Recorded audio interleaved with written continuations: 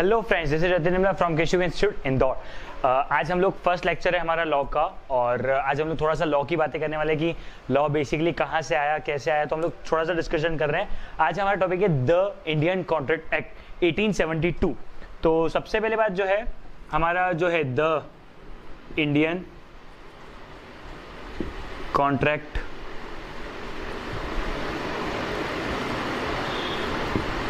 Act 1872।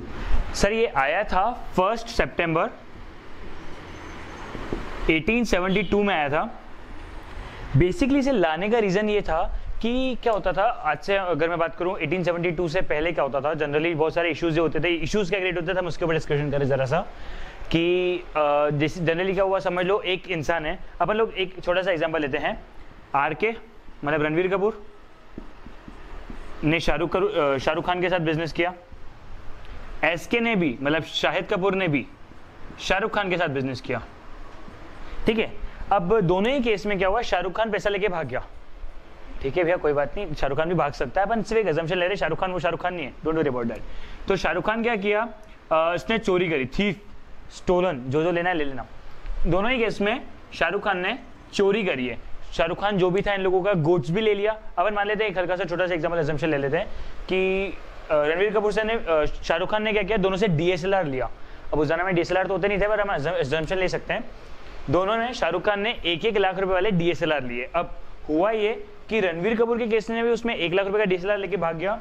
Shahid Kapoor मतलब SK के case में भी वो 1 लाख का पैसा लेके 1 लाख का कैमरा लेके भाग गए।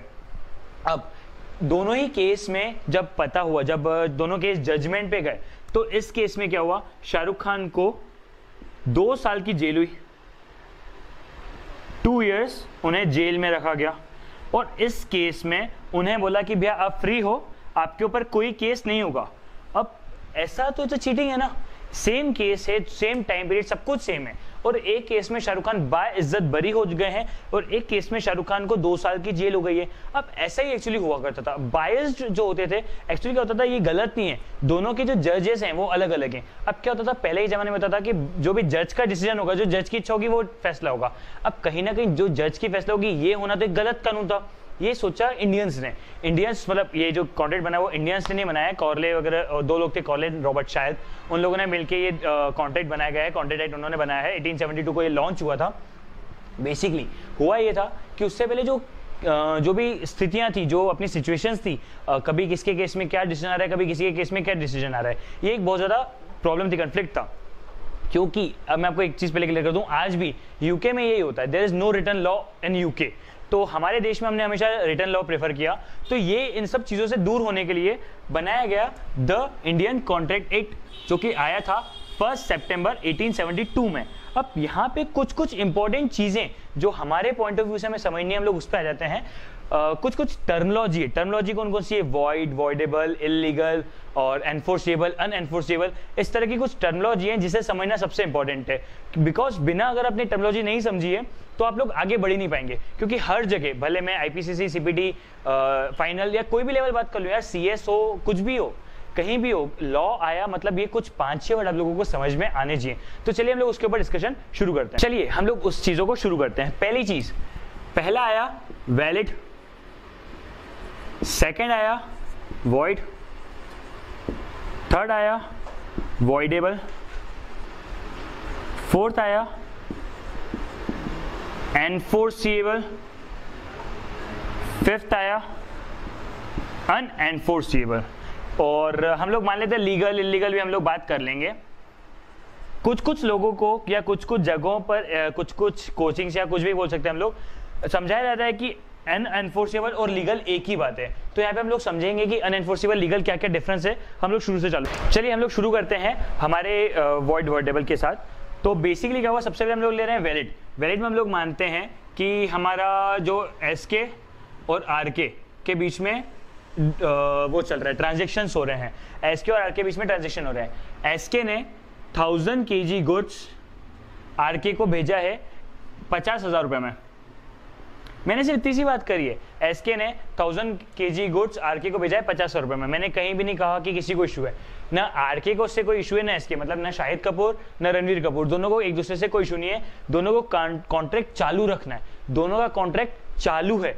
अगर दोनों का कॉन्ट्रैक्ट चालू है या दोनों को कॉन्ट्रैक्ट चालू रखना है मतलब वैलिड, मतलब कोई इशू नहीं है, ना गवर्नमेंट कुछ मना कर रही है ना लॉ मना कर रहा है, ना ही उसमें कुछ गलत है, सब कुछ सही है। क्या क्या सही होना चाहिए? पार्टीज कॉम्पिटेंट टू कॉन्ट्रैक्ट, क्या दोनों कॉम्पिटेंट है, क्या दोनों 18 साल से बड़े, दोनों 18 साल से बड़े। Second, both of them must not be unsound mind, मतलब they must be fine, they must be sound mind, दोनों साउंड माइंड। साउंड माइंड मतलब सही होना, दिमाग की स्थिति सही होना। Third, they both are on legal object. Legal object मतलब क्या? 100 kg शुगर बेच रहा है। अब शुगर तो यार लीगल ऑब्जेक्ट है ना, कोई दिक्कत तो नहीं। फोर्थ कंडीशन, लीगल मतलब जो उनकी कंडीशन होना चाहिए legal consideration, they must have a legal consideration. Consideration मतलब क्या? इसने ये नहीं बोला मैं तेरे को 1000 किलो दूंगा तू जाके उसका मर्डर कर दे, नहीं, मर्डर करने की बात नहीं हो रही है। 10 kg का केस में 50,000 रुपए दे रहे हैं, मतलब 4 कंडीशन सही हो गई। कॉम्पिटेंट टू कॉन्ट्रैक्ट, जो ऑब्जेक्टिव है वो सही होना चाहिए, कंसिडरेशन सही होना चाहिए, must of sound mind. Fifth, must not disqualified bye any law, मतलब ऐसा ना हो कि एसके को कोर्ट ने बोल के रखा हो, कोर्ट ने बोल के रखा है कि आप कोई कॉन्ट्रैक्ट नहीं कर सकते हो। क्या बोला कोर्ट ने? आप कोई भी कॉन्ट्रैक्ट नहीं कर सकते हो, मतलब क्या? आप कोई कॉन्ट्रैक्ट नहीं कर सकते हो। अगर ऐसा कुछ बोला होता तो ये कॉन्ट्रैक्ट अनएनफोर्सेबल होता। यहाँ पे 5 कंडीशन की हम लोगों ने बात करी, 5 की 5 कंडीशन सही है, तो हम लोग मान लेंगे कि कॉन्ट्रैक्ट वैलिड है। नेक्स्ट, वॉइड कैसे होगा? सेम केस है, सब कुछ सेम है। आरके ने बोले मुझे तेरे साथ कॉन्ट्रैक्ट नहीं करना है। आरके ने बोला, रणवीर कपूर ने शाहिद कपूर को बोले कि यार नहीं यार, और तेरी शादी हो गई, मैं शादीशुदा लोगों से कॉन्ट्रैक्ट नहीं करता हूँ। अब होगी उसकी कोई रीजन, अपने को क्या मतलब? तो अब अगर ऐसा बोल देता है रणवीर कपूर की भैया तू तो शादीशुदा है, मेरे को तेरे से बिजनेस नहीं करना है, तो कॉन्ट्रैक्ट हो जाएगा वॉइड। बेसिक सी बात है। क्यों? क्योंकि आरके ने बोला भैया मेरे को तेरे से कॉन्ट्रैक्ट नहीं करना है। पांचों की पांचों कंडीशन अभी भी सेटिस्फाइड है। अभी आरके की इच्छा हो गई कि यार तेरी तो शादी हो गई है, मेरे से कॉन्ट्रैक्ट नहीं करूंगा, मतलब एक पार्टी ने बोल दिया कॉन्ट्रैक्ट खत्म, तो फिर कॉन्ट्रैक्ट हो जाएगा वॉइड। अगर एक सेकेंड, एक चीज, अगर एसके भी बोले, मतलब शाहिद कपूर बोले चल ठीक है यार तेरी इच्छा, कॉन्ट्रैक्ट वॉइड, मतलब क्या? दोनों के बीच में कॉन्ट्रैक्ट हो गया है, एग्रीमेंट साइन हो चुका है। आरके बोलता है, बोले क्या तेरी शादी हो चुकी है, मुझे तेरे साथ कॉन्ट्रैक्ट नहीं करना है। अगर शाहिद कपूर भी यही बोल दे कि यार चल ठीक है मुझे भी तेरे साथ कॉन्ट्रैक्ट नहीं करना है, तो कॉन्ट्रैक्ट हो गया वॉइड। मतलब जब दोनों एक दूसरे के साथ कॉन्ट्रैक्ट कैंसिल कर दें तो उससे बोलते हैं कॉन्ट्रैक्ट वॉइड हो जाना। थर्ड, वॉइड एबल, मैं यही कनेक्ट कर रहा हूं, वॉइड एबल। अब आरके ने यार कॉन्ट्रैक्ट हो गया, अब शाहिद कपूर बोल सकता है, बोले कि भैया देख तुझे पहले सोचनी चाहिए थी ये बात, या तुझे बतानी चाहिए थी ये बात, अभी तक तो अपना कॉन्ट्रैक्ट हो चुका है, अब मैं कॉन्ट्रैक्ट कैंसिल नहीं करने वाला हूं। मतलब क्या? आरके अभी बोल रहा है कॉन्ट्रैक्ट वॉइड, बट ये एसके के ऊपर है, इस केस में ये एसके के ऊपर है, मतलब शाहिद कपूर के ऊपर है कि वो कॉन्ट्रैक्ट वैलिड रखे या कॉन्ट्रैक्ट वॉइड रखे। मतलब अगर शाहिद कपूर बोलेगा नहीं भैया मेरे को कोई फर्क नहीं पड़ता है, मैं शादीशुदा हूं या नहीं हूं, मैं तो कॉन्ट्रैक्ट चालू रखूंगा, तो फिर रणवीर कपूर कुछ नहीं बोल सकता है। मतलब क्या हुआ? वॉइड और voidable on the basis of Shahid Kapoor, क्योंकि आरके ने बोला मुझे तेरे साथ कॉन्ट्रैक्ट नहीं करना है, तो शाहिद कपूर बोलेगा कि भैया कॉन्ट्रैक्ट वैलिड रहेगा, तो वैलिड रहेगा। शाहिद कपूर बोलेगा चल ठीक है यार मत कर कॉन्ट्रैक्ट, तू बाहर में जा, तो फिर कॉन्ट्रैक्ट वॉइड हो जाएगा। मतलब जब किसी भी एक पार्टी के बिहाफ पे होगा कि वो कॉन्ट्रैक्ट वैलिड रखे या वॉइड रखे, तो उसे कहते हैं वॉइडेबल। बात समझ में? देखो भैया गुड्स। तो एक और बार मैं छोटा सा रिवीजन करता हूँ। वैलिड मतलब भैया सब कुछ सही है, कॉन्ट्रैक्ट चालू रहने दो। वॉइड मतलब यार कॉन्ट्रैक्ट में मजा नहीं आ रहा है, मेरे को भी तेरे साथ कॉन्ट्रैक्ट नहीं करना है, तेरे को मेरे साथ कॉन्ट्रैक्ट नहीं करना है, कॉन्ट्रैक्ट बंद। वॉइडेबल मतलब, वॉइडेबल का मतलब हुआ कि भैया मेरी इच्छा, अब मैं सोचूंगा कि मैं कॉन्ट्रैक्ट चालू रखूं या मैं कॉन्ट्रैक्ट बंद रखूं। ये सिर्फ एक पार्टी होगा, अपने केस में शाहिद कपूर, क्योंकि शाहिद कपूर बोलेगा कि भैया मेरे को कोई फर्क नहीं पड़ता, तेरे को तो मेरे साथ कॉन्ट्रैक्ट करना पड़ेगा, तूने मेरे साथ कॉन्ट्रैक्ट किया है। या फिर शाहिद कपूर बोल सकता है हट तेरी छोटी सोच है, मेरे को तेरे साथ बिजनेस नहीं करना है। दोनों में से कुछ भी हो सकता है यार, इट्स ऑन शाहिद कपूर। अब एनफोर्सेबल, एनफोर्सेबल की 5 कंडीशंस, एनफोर्सेबल होने की 5 कंडीशन, पांचों कंडीशन में शुरू में बता चुका हूं, एक बार रिवाइज कर रहा हूं। Must be competent to contract, party वो lawful object, lawful consideration, not disqualified by any law, must be of sound mind. इन्हें हम समझिए तो सही। Parties competent to contract, competent to contract होना मतलब कोई भी पार्टी 18 साल से छोटी नहीं होनी चाहिए, दिमाग होना चाहिए कि आप किस कॉन्ट्रैक्ट में आ रहे हो। पर्दा नशी वगैरह कुछ भी नहीं हो सकती है। सर ये पर्दा नशी एलियन एनिमी क्या होता है, नेक्स्ट वीडियो में डिस्कस करेंगे, क्यों टेंशन लेना। चलो आ जाओ पॉइंट पे। 5 कंडीशंस।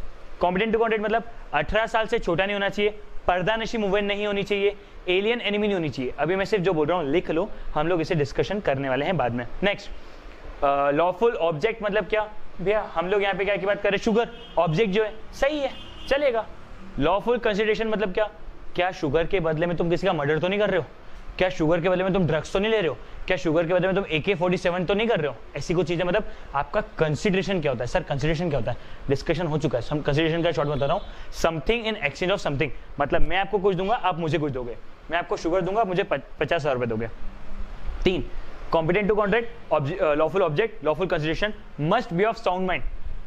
साउंड माइंड का मतलब होता है भैया आप ठीक हो, जैसे मिर्गी का इलाज चलना है, या कुछ लोगों को अपने पिक्चर में देखा होगा समय समय पर दौरा पड़ जाता है, वो पागल हो जाते हैं कि यार कुछ भी करने लग जाते हैं, ऐसे बहुत लोग होते हैं। देखो मैं किसी का मजाक नहीं उड़ा रहा हूँ, मैं कोई ऐसी बात नहीं कर रहा हूँ, लॉ में लिखा हुआ है must be of sound mind, तो मैं वही बात कर रहा हूँ, ठीक है। तो साउंड माइंड का मतलब क्या हुआ, साउंड माइंड का मतलब हुआ कि भैया आपका जो दिमाग की स्थिति है वो हर पल सही होनी चाहिए, must be of sound mind. 5th, एक क्वेश्चन सेट होता है बहुत बार कि कौन प्रूव करेगा साउंड माइंड है या अनसाउंड माइंड है। इसके ऊपर स्पेशल वीडियो बनेगी, साउंड माइंड और अनसाउंड माइंड के ऊपर स्पेशल वीडियो बनेगी, क्योंकि 2 से 3 क्वेश्चन होते हैं, अपन ने डिस्कस करे हुए।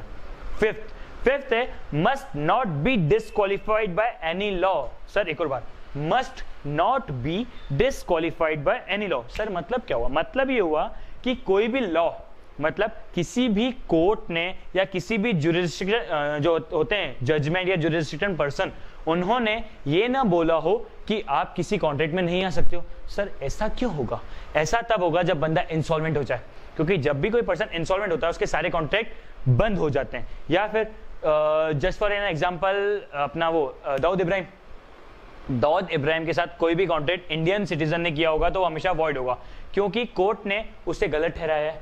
3rd, विजय माल्या। तो विजय माल्या मतलब वो माल्या भाग लिया, एक ही बात है, कोई डिफरेंस नहीं है दोनों में, दोनों एक ही है। माल्या भाग लिया मतलब विजय माल्या। अगर आप कोई कॉन्ट्रैक्ट विजय माल्या के साथ करते हो तो वो भी वॉइड होगा। मतलब क्या, 5 कंडीशन अगर फुलफिल हो गई, पार्टीज कॉम्पिटेंट टू कॉन्ट्रैक्ट है, लॉफुल ऑब्जेक्ट है, लॉफुल कंसिडरेशन है, और जो साउंड माइंड है, must not B disqualified by law है, तो कॉन्ट्रैक्ट कहलाएगा एनफोर्सिएबल। 4th, अनएनफोर्सिबल।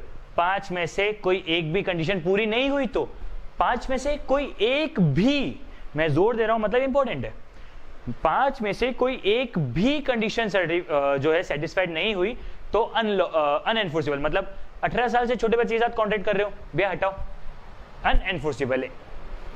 समझ में आती बात। लीगल और इलीगल। लीगल मतलब क्या भैया, जितनी हम लोग इतनी देर से बातें कर रहे हैं, जो भी contract illegal, every contract which is not illegal is illegal, which is not every contract which is not illegal is legal। मतलब जो भी चीज गलत नहीं है वो सही है, सीधी सी बात है। यहां पे छोड़ के, एनफोर्सिबल को छोड़ के, जो भी चीजें गलत नहीं है वो सही है। सर इसका मतलब अगर आप बात कर रहे हो ड्रग्स बेचने की, देखो जो चीजें गवर्नमेंट ने मना करके रखी है, ध्यान से सुना, जो चीजें गवर्नमेंट ने मना करके रखी है, अगर आप वो चीजें करोगे तो इलीगल कहलाओगे। जैसे AK-47 बेचना, जैसे ड्रग्स बेचना, गुजरात में शराब बेचना, हर जगह की अपनी अपनी सिचुएशंस है। मुंबई में एक्सीडेंट करना, हर एक चीजों की कुछ कंडीशंस है। हम लोग उस कंडीशंस को तो डिस्कस नहीं कर पाएंगे, लेकिन हम छोटा सा बात ले रहे हैं। इलीगल मतलब क्या, जो चीजें गवर्नमेंट ने मना की है उन चीजों को अगर आप करते हो तो वो कहलाती है इलीगल, और जो चीजें इलीगल नहीं होती है वो सब चीजें लीगल होती है। इलीगल एक और बार समझा रहा हूं, ड्रग्स बेचना, AK-47 बेचना, गुजरात में शराब बेचना, या फिर किसी का मर्डर करना, हाफ मर्डर करना, सुपारी लेना, एवरीथिंग इज इलीगल। लेकिन एक बार एक क्वेश्चन बना था, मैं समझा देता हूं, मेरे को अभी अचानक से याद आ गया तो मैंने सोचा बात ले लूं। क्राइम सोचना इज नॉट इलीगल, क्राइम करना इज इलीगल। मतलब अगर मेरे दिमाग में आ रहा है यार कि मेरा ऐप लॉन्च हो रहा है प्लेस पजल के नाम से,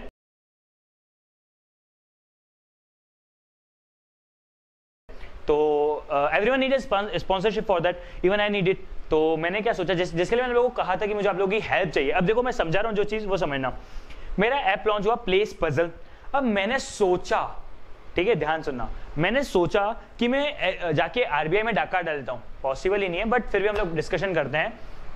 मैंने सोचा कि मैंने जाके आरबीआई में डाका डाल देता हूँ, सारे नोट चोरी कर लेता हूँ और मेरे को जितना चाहिए पैसा आ जाएगा।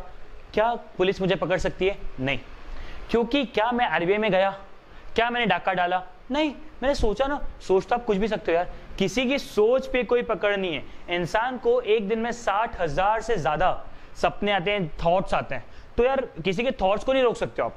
दिन में 60,000 में से 22,000 जो होते हैं वो नेगेटिव थॉट्स होते हैं। अब ऐसे तो हर इंसान जेल में होगा, सीधी सी बात है बॉस।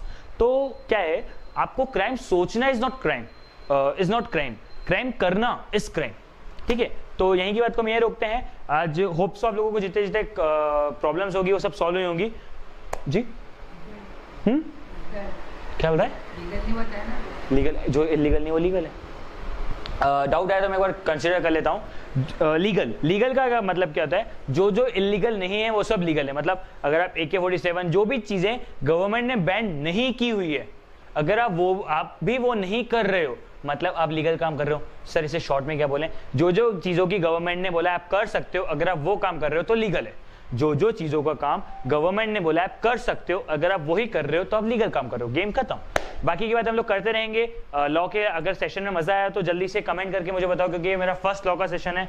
और बाकी मिलते रहेंगे। अगर अच्छा लगा तो आई होप सो मैं दिन में 2 वीडियो लेने वाला हूँ लॉ की। चलिए दोस्तों, मिलते हैं। खुदा।